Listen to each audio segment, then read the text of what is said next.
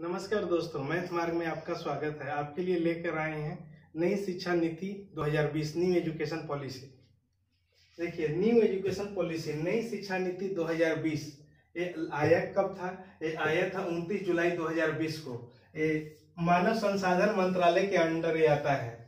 इसके अंदर आता है मानव संसाधन मंत्रालय के अंदर। लेकिन अब ये मानव संसाधन मंत्रालय रहा नहीं, अब क्या हो गया? अब शिक्षा मंत्रालय हो गया।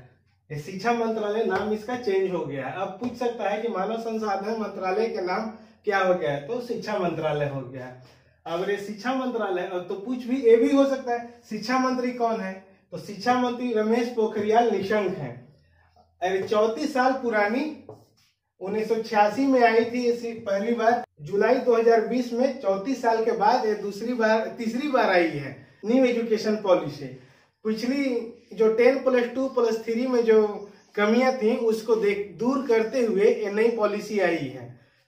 अब देखते हैं ये कितना सक्सेस रहता है।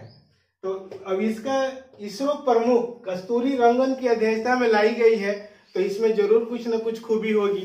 पहले जैसी जब इतना साल पुराना ढर्रा को खत्म करना है तो कोई स्पेशल खास आदमी के द्वारा ही बनाया जाएगा, और बनाया भी गया है इसरो प्रमुख कस्तूरी रंगन की अध्यक्षता में। भारत में पहली बार शिक्षा नीति आई थी कब? 1968 में। तो पूछ सकता है 1968 में पहली बार शिक्षा नीति आई थी तो किसके रीजन में आया था? तो इंदिरा गांधी उस समय पीएम थी, उस समय आया था ये पहली बार। और ये भी था कोठारी आयोग के सुझाव से। किसके आयोग के सुझाव से था? तो कोठारी आयोग के सुझाव से था। और उसके बाद आया दूसरी शिक्षा नीति 1986 में। एक 68 के बाद आया 1986 में ही हम लोग अभी तक जो पढ़ाई कर रहे हैं 10+2+3 जो हम लोग पढ़ाई किए हैं, ये राजीव गांधी का दिया हुआ मॉडल है।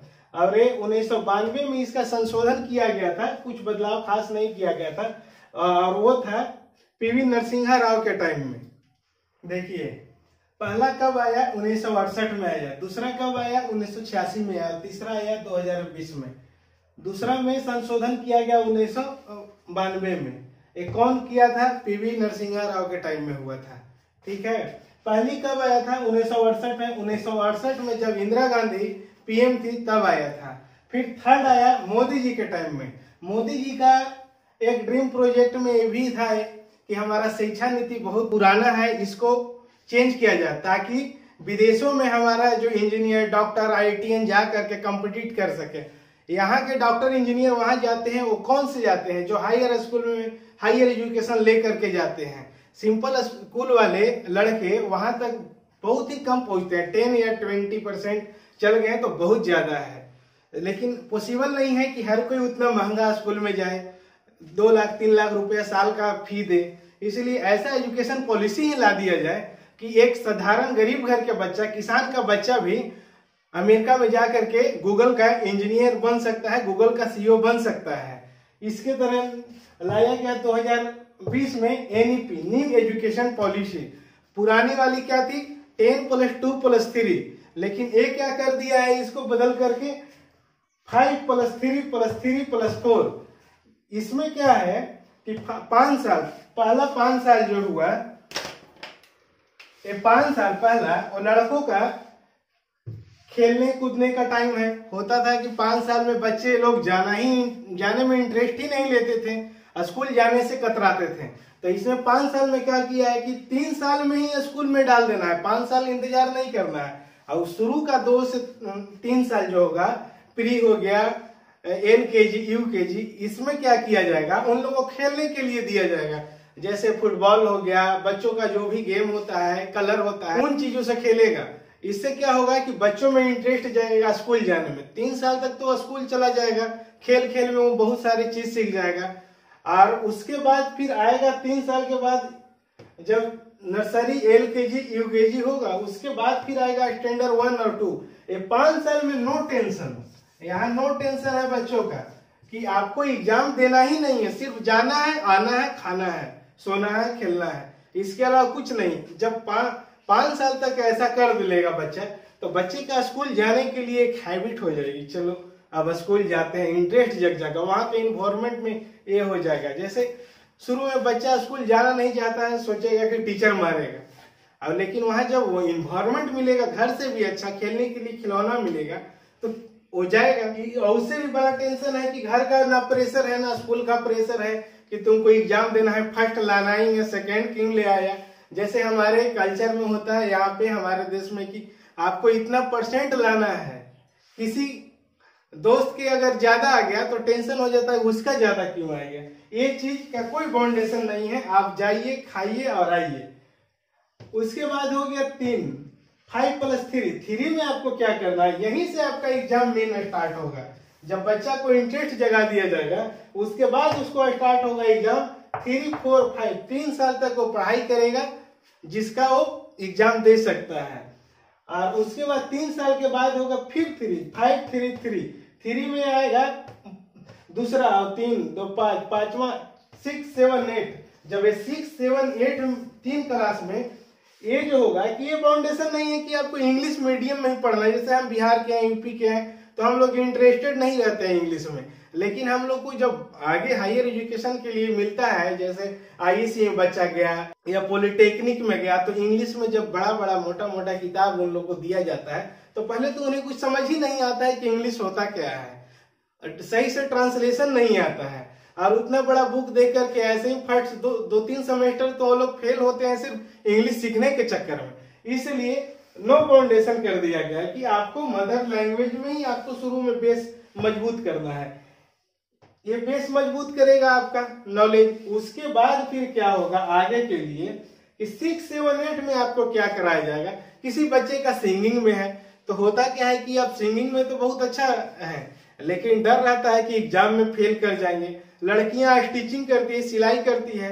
अब सिलाई में तो अच्छी है लेकिन इंटरेस्ट भी है, वो आगे कर भी सकता है, आगे जाकर के वो डिजाइनिंग लाइन में अच्छा कमा सकता है। एक इंजीनियरिंग लेवल का या फिर ऑनरेबल जॉब है वो कर सकता है। लेकिन ऐसा नहीं करता है कि हम तो मैट्रिक फेल कर जाएंगे, तीसरा फेल कर, छठा फेल कर जाएंगे, 7वां फेल कर जाएंगे। इस चीज का डर सताते रहता है। तो इसलिए उसको भी ध्यान रखते हुए वोकेशनल कोर्स लाया मोदी जी ने। तो वोकेशनल कोर्स में होगा कि आपको जो चीज में इंटरेस्ट है उस चीज का आप पेपर दीजिए, उस चीज का पढ़ाई कीजिए, नो बाउंडेशन, उसका भी आपका नंबर दिया जाएगा। और उसके साथ कंप्यूटर का कोडिंग सिखाया जाएगा। एक बड़े बड़े स्कूल हो गए जैसे डीएवी हो गए और भी बहुत सारा स्कूल हो गया जो इंग्लिश मीडियम है, बड़े बड़े शहरों में वहां पे कोडिंग स्टार्ट कर दिया गया है। लेकिन जैसे सरकारी स्कूल में ये सब व्यवस्था नहीं है, तो इसके लिए क्या होगा, कोडिंग दिया जाएगा। इसमें टीचर को भी ट्रेनिंग दी जाएगी, बच्चों को सिखाया जाएगा कोडिंग क्या चीज होता है, इससे क्या फायदा है, एक इंटरेस्ट जाएगा। 6, 7, 8। और इसमें ये नहीं है कि आपको इंग्लिश मीडियम में ही, अगर वो चाहे तो कन्नड़, हिंदी, इंग्लिश, मलयालम किसी भी भाषा में वो पढ़ाई कर सकता है मातृ लैंग्वेज में, जो 6, 7 और 8 में आपको करना है। तो ये हो गया। उसके बाद फिर क्या है कि मैथ, साइंस और आर्ट्स यही 6, 7, 8 में ही पढ़ना है। ऐसे जो हम लोग जाते थे +2 में तो आईकॉम लिए, बीकॉम लिए, आईकॉम किए, आईएससी किए, आईए किए, ये सब का कुछ नहीं है। ये एक लेवल में ला दिया गया है, आपको सारा पेपर यहाँ पे पढ़ना है जैसे मैट्रिक के पहले पढ़ा जाता था। तो यहीं से 6, 7, 8 से आपको मतलब सारा सब्जेक्ट एक एवरेज रूप से जानना बहुत जरूरी है।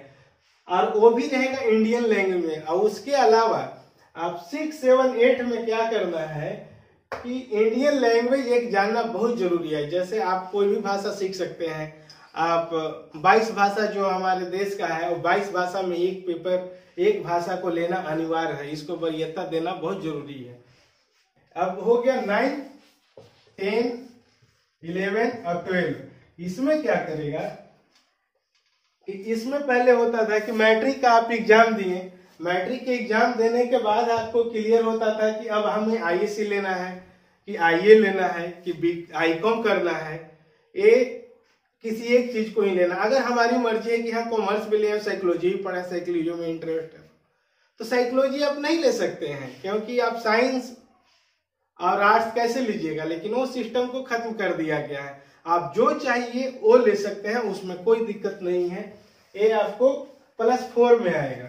ये +4 के लिए आपको 9, 10, 11 और 12 इसमें आपको 4 साल की पढ़ाई की जाएगी।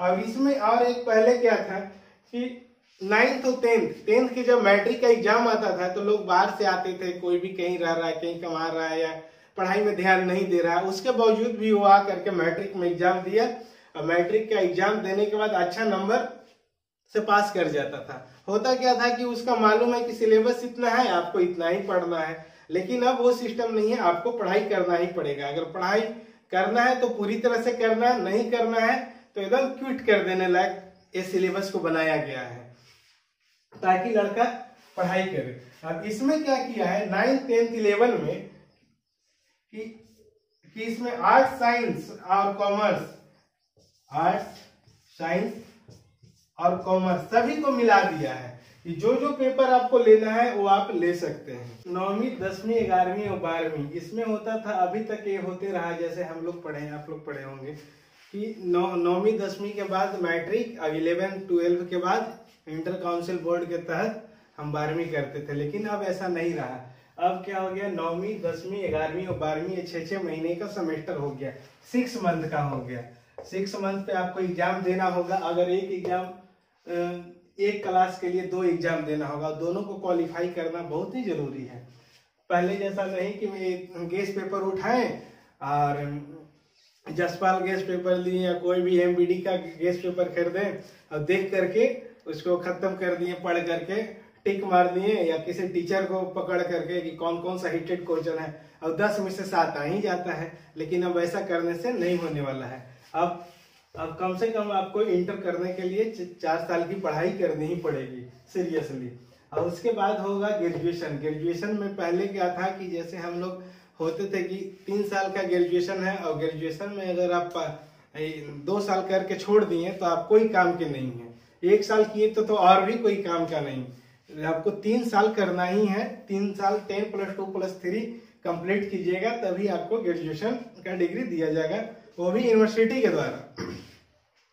लेकिन अब ये है, अब ग्रेजुएशन में अगर 1 साल के लिए भी आप पढ़ाई करते हैं, 1 साल सिर्फ पढ़ने का मन है या किसी कारणवश पढ़ाई छोड़ देते हैं तो आपको सर्टिफिकेट की डिग्री दी जाएगी। उसके बाद आपको 2 साल अगर पढ़े हैं तो आपको 2 साल के लिए आपको डिप्लोमा की डिग्री दी जाएगी। और सर्टिफिकेट और डिप्लोमा के बाद अगर तीसरा साल आप पढ़ना चाहते हैं तो तीसरा साल में डिग्री। ऐसा नहीं है कि आप बीच में छोड़ दिए तो आपका कोई काम का वो डिग्री नहीं रहेगा। आपको 1 साल के लिए भी, 2 साल के लिए भी, 3 साल के लिए भी, मतलब 1 साल कंप्लीट करना ही होगा। ऐसा नहीं है कि 6 महीना पढ़ के छोड़ दिए तो आपको डिग्री मिल जाएगा, या 1.5 साल पढ़ के छोड़ दिए तो डिप्लोमा ही मिल जाएगा। ऐसा नहीं है, 1-1 साल आपको पूरा करना ही होगा। फिर डिग्री के लिए 3 साल पढ़ना पड़ेगा, 3 साल या डिग्री। और पीजी के लिए पहले होता था, पीजी के लिए 2 साल पढ़ना पड़ता था, तब पीजी की डिग्री मिलती थी। लेकिन अब ऐसा नहीं है। जैसे पीजी के लिए आप अगर डिग्री कर ली है तो 1 साल करना पड़ेगा और उसके बाद एमफिल को हटा दिया है। एमफिल जो होता था इसे पूरी तरह से खत्म कर दी गई है, इसी में इंक्लूड करके ये 4 साल का जो लास्ट का कोर्स है उसी के तहत। उसके बाद न्यू एजुकेशन पॉलिसी। अब सबसे बड़ी बात हो गई कि न्यू एजुकेशन पॉलिसी कौन सा राज्य शुरुआत किया है। तो new education policy Himachal Pradesh शुरू करने वाली पहला राज्य है। और इसमें इतना सारा कुछ चेंजिंग लाया गया है, इतना सारा चीज के बदलाव लाने के बाद उस समय का सिस्टम, अभी का सिस्टम, सारा कुछ चेंज हुआ तो खर्च भी चेंज होगा। खर्च तो उतना खर्च में तो होने वाला नहीं है, तो उसके लिए भी, खर्च के लिए भी हमारा जीडीपी का 4.43% जो था उसे बढ़ा करके 6% कर दिया गया है। अब 6% हमारा जीडीपी का एजुकेशन पे खर्च होगा, जो कि पहले कितना होता था, 4.3% होता था। आज का टॉपिक था न्यू एजुकेशन पॉलिसी। ये टॉपिक आपको कैसा लगा कमेंट्स में बतलाइएगा, और आपको वीडियो देखने के लिए धन्यवाद। अगला वीडियो आपको नए टॉपिक पे दिया जाएगा कल इसी टाइम में। Thank you.